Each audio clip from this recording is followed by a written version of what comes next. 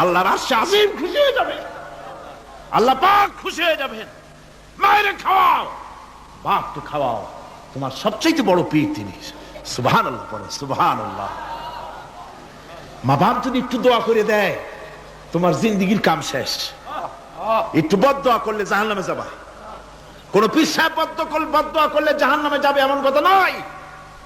কোন মাওলানা বদদোয়া করলে দোজখে যাবে এমন কথা নয়। রাসূল বলেছেন হুমা জান্নাতুকা ওয়া নারুকা। মা বাপ তোমার বেহেশত, মা বাপ তোমার জাহান্নাম। মা বাপ যদি অসন্তুষ্ট হয় দোজখে যাবি, আর মা বাপ যদি খুশি আল্লাহর জান্নাতে চলে যাবি। সুবহানাল্লাহ, সুবহানাল্লাহ, সুবহানাল্লাহ। মায়ের পায়ের তলে তোর বেহেশত। আমরা পুরুষ, আমাদের গত বছরও বলেছি, আমরা পুরুষ, আমাদের পায়ের তলে জুতা। আমাদের পায়ের তলে কি? শুধু জুতা। আর আমার মা, আমার মায়ের জাতি যারা এই প্যান্ডেলে বসে আছেন, আমার মায়েরা বোনেরা, মায়ের জাতি যারা পৃথিবীতে, মায়ের জাতির পায়ের তলে আল্লাহর বেহেশত। সুবহানাল্লাহ। নারীর মর্যাদা ইসলাম দেয় নাই, কে দিয়েছে? আল্লাহ দিয়েছেন, আল্লাহর রাসূল দিয়েছেন। আমার বন্ধুগণ, হযরত বাইজিদ বুস্তামি, ছোট্ট বাচ্চা ছেলে, গভীর রাত্রে মা অসুস্থ, পানির পিপাসায় জেগে উঠেছেন। বাবারে পিপাসায় শেষ হয়ে গেলাম, পানি দাও। ছেলে ঘরের ভিতরে পানি না পেয়ে বাইরে দৌড়াদৌড়ি করলেন। অনেক দূর থেকে পানি নিয়ে এসে দেখেন মা ঘুমায় গেছেন। পানি নিয়ে দাঁড়ানো পৌষ মাস, মাঘ মাসের শীতের রাত, ফজরের সময় মায়ের ঘুম ভেঙে গেল। তাকিয়ে দেখেন বাইজিদ দাঁড়ানো, হাতে পানি থরথর করে কাঁপছে। জিজ্ঞাসা করে, বাইজিদ তুমি দাঁড়ানো কেন? ছোট্ট বাচ্চা বলে, মা পানি চেয়েছিলে তুমি গভীর রাত্রে, পানি ঘরে ছিল না, অনেক দূর থেকে আনতে হয়েছে। মা বলছে, ঘুমাও নাই কেন গ্লাস থুইয়া? বাচ্চা বলে, ঘুমাই নাই। তুমি যদি আবার পানি চাও, সময় মতো যদি দিতে না পারি, মা তোমার কষ্ট হবে। এই জন্য ফজর পর্যন্ত আমি দাঁড়ায় আছি, কখন তুমি পানি চাও। মা হাতের থেকে পানি নিয়ে পান করলেন। বাইজিদকে বিছানার উপরে আরাম করে কম্বল দিয়ে ঘুম পড়াইয়া দিলেন। হযরত বাইজিদের মা উযু করে ফজরের নামাজ পড়ে সিজদায় চলে গেলেন। চিৎকার মেরে কেঁদে বলেন, আমার রব, আমার আল্লাহ, আমি আমার বাইজিদের মা, আমি মা হয়ে বাইজিদের জন্য দোয়া করি। বাইজিদ আমার জন্য আজকে যা করেছে, আমি মা, আমার কলিজা ঠান্ডা হয়ে গেছে। আয় আল্লাহ, আমি বাইজিদের জন্য দোয়া করি, তুমি তাকে সুলতানুল আরিফিন বানাইয়া দিও। মঞ্জুর হয়ে গেল আল্লাহ পাকের কাছে দোয়া। আমার ভাইরা, আল্লাহ পাক বলছেন, খবরদার, আমার ইবাদতের পরে মা বাপ। আল্লাহর ইবাদতের পরে কারা? মা বাপ। মা বাপকে সম্মান করো, শ্রদ্ধা করো, মোহাব্বত করো, কিসমত খুলে যাবে, কিসমত খুলে যাবে। মা বাপকে সম্মান করো। হযরত আবু হুরায়রা রাদিয়াল্লাহু তাআলা আনহু রাসূলের সামনে এসে কাঁদতেছেন। হুজুর বলছেন, আবু হুরায়রা কাঁদো কেন? কাঁদো কেন? রাতের বেলা কাঁদো কেন? হযরত আবু হুরায়রা বলছেন, হুজুর আমাকে মা মেরেছেন। হুজুর বলছেন, মা মারলো কেন? কোন অপরাধ করেছো? কোন গোস্তাখি করেছো? আবু হুরায়রা বলছেন, না হুজুর, কোন গোস্তাখি করি নাই, তবে মারলো কেন? হযরত আবু হুরায়রা বলছেন, হুজুর আমি আপনার দরবার থেকে ফিরতে রাত হয়ে গিয়েছিল। মা জিজ্ঞেস করলেন, আবু হুরায়রা এত রাত্রে কোথায় ছিলি?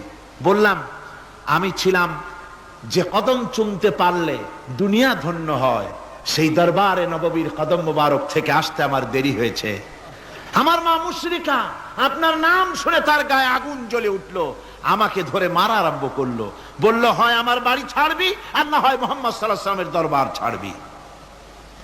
আমি বললাম, আমার মা, তুমি বুড়ি মানুষ, তোমার গায়ে যত শক্তি আছে সমস্ত শক্তি দিয়ে আমারে পিটাও, আমারে মারো।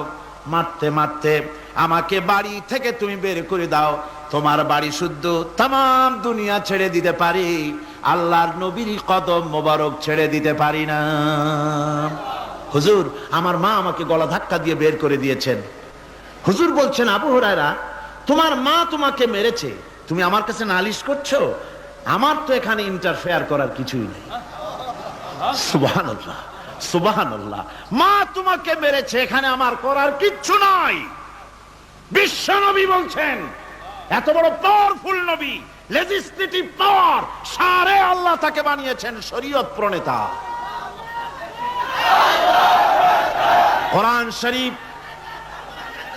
কোরআন শরীফে শুধু হালাল ও হারামের, হালাল এবং হারামের, বৈধ এবং অবৈধের সীমারেখা শুধু কোরআনই ঠিক করেন, রাসূলের জন্য আল্লাহ ছেড়ে দিয়েছেন। আল্লাহ রাসূলও হারাম, হালাল এবং হারামের বৈধতা অবৈধতার সীমারেখা নির্ধারণ করেছেন। এত বড় ক্ষমতা তার, এত বড় পাওয়ারফুল বিশ্বনবী, তিনি বলছেন মা মেরেছে, আমার করার কিছু নাই। চিন্তা করেন কত বড় কথা, এ কথার লোড কত। হযরত আবু হুরায়রা বলেন, ইয়া রাসূলুল্লাহ, মা মাকে মেরেছেন, আমি আল্লাহর নবীর কাছে মায়ের বিরুদ্ধে নালিশ করতে আসি নাই। বললেন কেন এসেছো? হযরত আবু হুরায়রা বলেন, হুজুর এসেছি একটা কারণে, আমি জানি আল্লাহ নবী যদি আল্লাহর দরবারে হাত উঠায়া কোনো জিনিস বলে আল্লাহ রাব্বুল আলামিন সঙ্গে সঙ্গে মঞ্জুর করে নেন।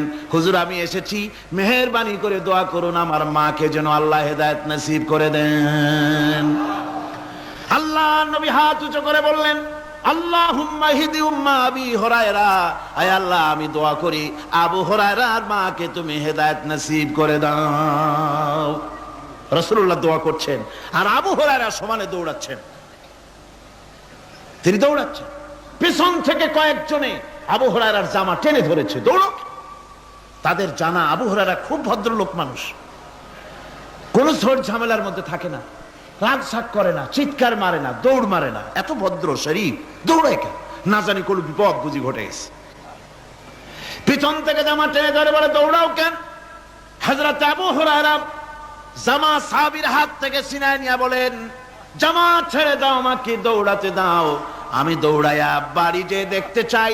আমি দৌড়াইয়া আগে আমার বাড়ি পৌঁছতে পারলাম না, আমি যাওয়ার আগে আমার আল্লাহর নবীর দোয়া আমার বাড়ি পৌঁছে গেছে, আমি এইটা দেখতে চাই। হযরত আবু হুরায়রা বাড়িতে গিয়ে দরজা নক করলেন, ভেতর থেকে আওয়াজ এলো কে? হযরত আবু হুরায়রা বলেন, মা আমি তোমার আবু হুরায়রা ফিরে এসেছি। মা বলছেন, বাবা অপেক্ষা করো, দরজা খুলতেছি।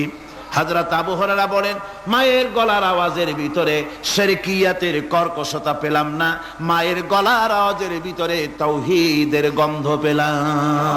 আমার মনে হলো নবীজির নিক্ষিপ্ত তীর তার নিশানায় পৌঁছে গেছে। কিছুক্ষণ পর মা আমার বেরিয়ে এলেন, মাথা থেকে চুলের থেকে বুড়ি মানুষ, সাদা চুলের ভিতর থেকে পানি পড়তেছে। মা বলল, বাবারে তোমারে মারার পর আমি বড় অনুতপ্ত হয়েছি, অনুশোচনা করেছি, আমি গোসল করেছি, মনে মনে ভাবলাম আমার ছেলে তো কোনো খারাপ জায়গায় যায় নাই, কেন তারে মারলাম? আমি বড় লজ্জায় পড়েছি তোমারে মেরে। ও আমার আবু হুরায়রা, আমি গোসল করেছি, পবিত্র হয়ে গেছি, জলদি করে আমাকে নিয়ে চলো বিশ্ব নবী জনাবে মুহাম্মদুর রাসূলুল্লাহর দরবারে। হযরত আবু হুরায়রার মা ঘোষণা করলেন, আশহাদু আল্লা ইলাহা ইল্লাল্লাহু ওয়াহদাহু লা শারীকা লাহু ওয়া আশহাদু আন্না মুহাম্মাদান আবদুহু ওয়া রাসূলুহু। আমার ভাইরা, মা বাপ সবচেয়ে সম্মানের জিনিস। আল্লাহর ইবাদতের পরই মা বাপের খেদমত করতে হবে। আল্লাহ পাক বলছেন, বান্দারে দেখ, মায়ের পেট থেকে আনলাম, মায়ের বুকের মধ্যে মহব্বত পয়দা করলাম, এত মহব্বত দিলাম তোর উপরে, যে কোনো বিদেশে যান, যেখানে যান, বাড়িতে ফিরলে পরে সকলে ছেলে মেয়ে ভাই বোন সবাই দেখবে সুটকেসে আমার জন্য আনছে কি, সবাই চিন্তা করবে আমার জন্য কি এনেছে। একমাত্র মা সন্তানের মুখের দিকে তাকাবে কখন খাইছে সে। সুবহানাল্লাহ, সুবহানাল্লাহ, আমার বাসার মুখখানা শুকনা, তুই বুঝি আজকে কিছু খাইস নাই। বিদেশে যেসব সন্তান থাকে, মা কাটা কবুতরের মতো ছটফট করে। আমার ছোটবেলার কথা আমি দেখেছি সরসিরা মাদ্রাসা পড়তাম, আব্বা টাকা দিতেন মাদ্রাসায় যাওয়ার সময়, আবার মা আবার মুরগির ডিম বিক্রি করা, বিভিন্ন জিনিস বিক্রি করা বা বাজার করা পয়সা, উদ্বৃত্ত কিছু পয়সা আব্বার অজান্তে আমার হাতের মুঠার মধ্যে দিয়ে দিতেন। যখন মাদ্রাসার দিকে রওনা হয়েছি, পর্দার আড়াল থেকে দরজা থেকে দেখতাম, যতক্ষণ তাকায় দেখতেছি চোখ থেকে পানি দরদর করে পড়তেছে। সুবহানাল্লাহ, মা কি জিনিস! আল্লাহ আল্লাহ আল্লাহ। বিদেশে যদি কারো সন্তান মারা যায়, সবার জানার আগে কবি বলতেছেন, বিদেশে বিরাজ্য যার পুত্র মারা যায়, পশু পক্ষী না জানিতে আগে জানে মায়। মায়ের কই যার তারে টান লেগে যায়, মা বুঝতে পারে আমার সন্তানটা নাই। আহারে মা! আমার বন্ধুগণ, মা যার বেঁচে আছে বেয়াদবি করেছেন, পাও ধরে মাপ নিয়ে নেবেন, পাও ধরে মাপ নিয়ে নেবেন। মা তো পাও ধরে দেখবেন মাফ করে দিবে। সুবহানাল্লাহ সুবহানাল্লাহ, কত দরদ তার বুকের মধ্যে। আর মা বাপকে সম্মান করবে। যাক, এই বিষয়ের উপরে আমি আর যেতে চাই না। শুধু আমি আপনাদের বললাম, এই বিশাল জনতাকে বললাম, সবচাইতে বড় পীর আপনার জন্য আপনার মা বাপ। সবচাইতে বড় পীর কে? মা বাপ। সন্তুষ্ট করেন, রুজিতে অভাব ঘটবে না। কোন মাজারে গিয়ে সেজদা দেওয়া লাগবে না, আল্লাহর কসম। মাজারে যাই চাওয়া লাগবে না। মা বাপকে খেদমত করেন, মা বাপকে খুশি করেন, মা বাপকে খাওয়ান, হাদিয়া দেন। মা বাপ খুশি, রুজিতে বরকত হবে, ব্যবসায় বরকত হবে, ঋণগ্রস্ত থাকবেন না, সম্মান আল্লাহ বাড়াই দিবেন। সুবহানাল্লাহ বিহামদি, রাসূলুল্লাহর হাদিস। এই জন্য আমি অনুরোধ করব, মা বাপকে সম্মান করবেন। বিশাল আকাশের মালিক, আমাদের হায়াতের মালিক, আমাদের মওতের মালিক, আমাদের সুখ দুঃখের মালিক, আমাদের মনিব, আমাদের রব, সর্বস্রষ্টা, সর্বশ্রেষ্ঠ মালিক মহান আল্লাহ রাব্বুল আলামিনের সামনে মাথা নিচু করে একান্ত গোলামের মতো, ভিক্ষুকের মতো, কাঙ্গালের মতো জীবনের সব দুঃখ দুর্দশা আল্লাহর কাছে বলবো। আমরা আমাদের গুনার কথা বলবো, আল্লাহর কাছে মাপ চাইবো। আল্লাহুম্মা আমিন। রব্বানা ظلمنا أنفسنا وإن لم تغفر لنا وترحمنا لنكونن من الخاسرين ربنا ظلمنا أنفسنا وإن لم تغفر لنا وترحمنا لنكونن من الخاسرين ربنا لا تزغ قلوبنا بعد إذ هديتنا وهب لنا من لدنك رحمة إنك أنت الوهاب رب العالمين আমাদের গুনার দিকে নজর করো না, আমাদের গুনার দিকে তাকায়ো না। আমরা এত গুনাহ করেছি, সেদিকে তাকালে হয়তো রহমত করতে ইচ্ছে করবে না। আয় আল্লাহ, আমাদের গুনার দিকে তাকায়ো না, আমাদের চোখের দিকে তাকাও, আর আমাদের মুখের কাকুতি মিনতির দিকে তাকায়া আমাদের জিন্দেগির গুনাহ আল্লাহ মাফ করে দাও। রব্বুল আলামিন, এই 5 দিন তাফসীর করতে গিয়ে যদি কোনো ভুল আমি করে থাকি, আয় আল্লাহ, আমি মানুষ, ইলম কালাম নাই, আমি যদি কোনো ভুল করে থাকি, আল্লাহ তুমি দয়া করে আমাকে মাফ করে দাও। কোনো ভুল কথা যদি বলে থাকি, তোমার বান্দাদের স্মৃতি থেকে তা মিটাইয়া দাও। আয় আল্লাহ, হক কথা যা বলেছি, কোরআনের কথা, হাদিসের কথা, তেলাওয়াত যা হয়েছে, জিকির আজকার হয়েছে, আল্লাহ এতে তুমি খুশি হয়ে যে সওয়াবটুকুন দিবে, আল্লাহ দয়া করে সওয়াবটুকুন সরওয়ারে কায়নাত, আশরাফুল আম্বিয়া, সাইয়্যিদুল মুরসালিন, রাহমাতুল লিল আলামিন জনাবে মুহাম্মদুর রাসূলুল্লাহ সাল্লাল্লাহু আলাইহি ওয়াসাল্লামের রূহ মুবারকে পৌঁছায়া দাও। রব্বুল আলামিন, तमाम পৃথিবীর মাটির নিচে যত মুমিন মুমিনাত শুয়ে আছে, আল্লাহ তাদের আরওয়ার পরে সওয়াব পৌঁছায়া দাও। রব্বুল আলামিন, আমরা বড় গুনাহগার। এই মুহূর্তে মনে পড়ে গেল আমাদের আব্বাজানের কথা, আমাদের মার কথা মনে পড়ে গেল। আল্লাহ, আয় আল্লাহ, আমাদের আব্বাজান যারা কবরে চলে গেছে, আমাদের জন্য কত কষ্ট করেছেন। আল্লাহ, বাপজানের কবরটাকে বেহেশত বানাইয়া দাও।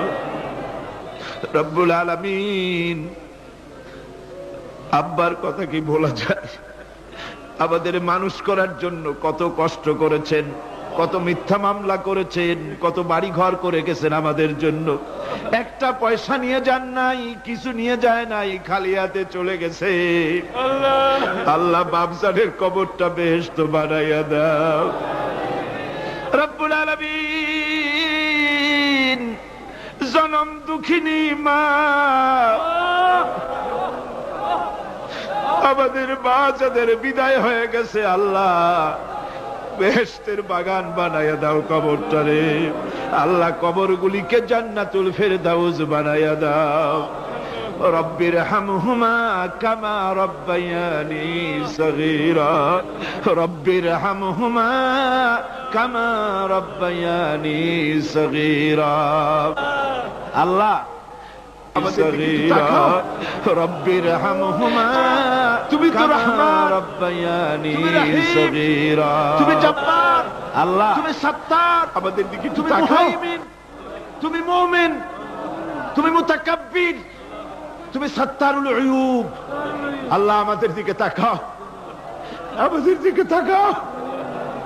আয় আল্লাহ, এইভাবে করে মায়ের কাছে দাঁড়ায়া যদি মা মা বলে যদি কাঁদতাম, এমন নিষ্ঠুর মা নাই যে কোলে না নিয়ে পারে। আল্লাহ মায়ের চাইতে লক্ষ গুণে মায়া তোমার বেশি, আমাদেরকে রহমতের কোলে টেনে নাও।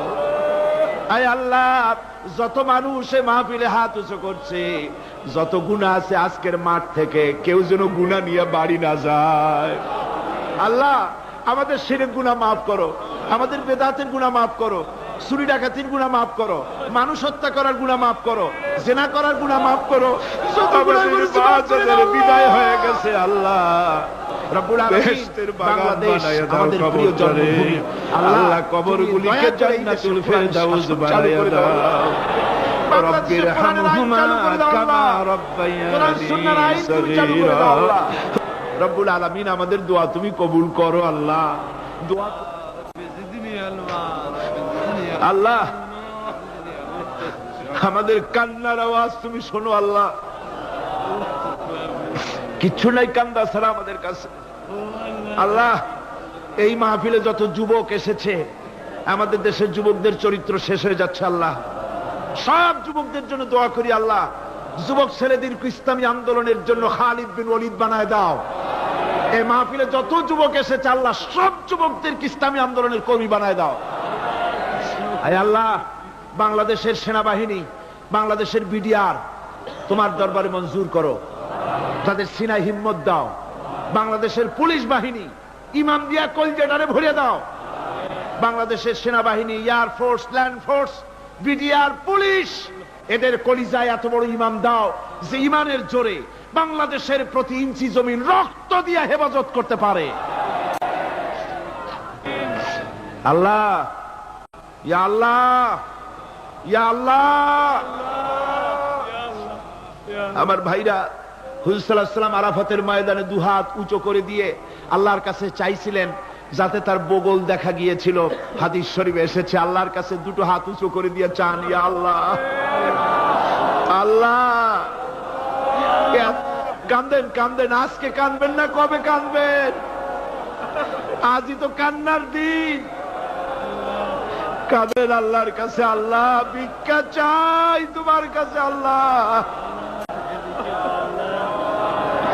আল্লাহ অনেকের রোগ ব্যাধি আছে, মাফ করে দাও আল্লাহ। আজকের এক মহিলা আমার সঙ্গে টেলিফোনে কাঁদলেন, 20 বছর পর্যন্ত রোগে ভুগতেন। রাহেল আক্তার লাকি তার নাম। 20 বছর পর্যন্ত ভুগতেছে রোগে, কাঁদতেছে, বলছে বিশ্বাস করি কোরআনের মাহফিলে দোয়া কবুল হবে, অপারেশন যেন লাগে না, দোয়া করেন এই মহিলাকে যেন আল্লাহ অপারেশন না লাগায় ভালো করে দেন। আমার মা বোনেরা, মেয়ে লোক মানুষ, পেটে বাচ্চা, কোলে বাচ্চা, কষ্ট করে মা বোনেরা বহুত দূর দারাজ থেকে এসেছে আল্লাহ। আমার মায়েরা বোনেরা যারা আসছে আল্লাহ, কিয়ামতে তাদেরকে খাদিজা এবং আয়েশার কাতারে দাঁড় করায় দিও আল্লাহ। আমার মা বোনদেরকে পর্দায় থাকার তৌফিক দিও আল্লাহ। মা বোনদেরকে তুমি হেফাজত করো যত রিকশাওয়ালা এসেছে আল্লাহ, এত কষ্ট তারা করে, ওদের ভাগ্য তুমি উন্নতি করে দিও আল্লাহ। রিকশাওয়ালা, ঠেলাওয়ালা, কুলি, মজুর, আল্লাহ সকলের উপরে তোমার রহমত নাজিল করো। কলেজ বিশ্ববিদ্যালয়ের শিক্ষক, ছাত্র, ডিসি, এসপি, জজ, ব্যারিস্টার, ম্যাজিস্ট্রেট, আইনজীবী, বুদ্ধিজীবী, সাহিত্যিক, সাংবাদিক, প্রকৌশলী, চিকিৎসক, কৃষিবিদ, আল্লাহ সকলের উপরে তোমার রহমত নাজিল করো আল্লাহ রব্বুল আলামিন। আমরা এই বিশ্বাস নিয়ে হাত নামাচ্ছি যে আমরা এতক্ষণ যা বলেছি তুমি শুনেছো, আমরা যা বলেছি তুমি কবুল করেছো। আয় আল্লাহ, আমাদের মুনাজাত তোমার দরবারে কবুল করে দিও আল্লাহ। সুবহান রাব্বিকা রাব্বিল ইজ্জাতি আম্মা ইয়াসিফুন ওয়া সালামুন আলাল মুরসালিন আলহামদুলিল্লাহি রাব্বিল আলামিন। ওয়া জাআল আখিরা কালিমাতিনা ইনদাল মাউত লা ইলাহা ইল্লাল্লাহু মুহাম্মাদুর রাসূল।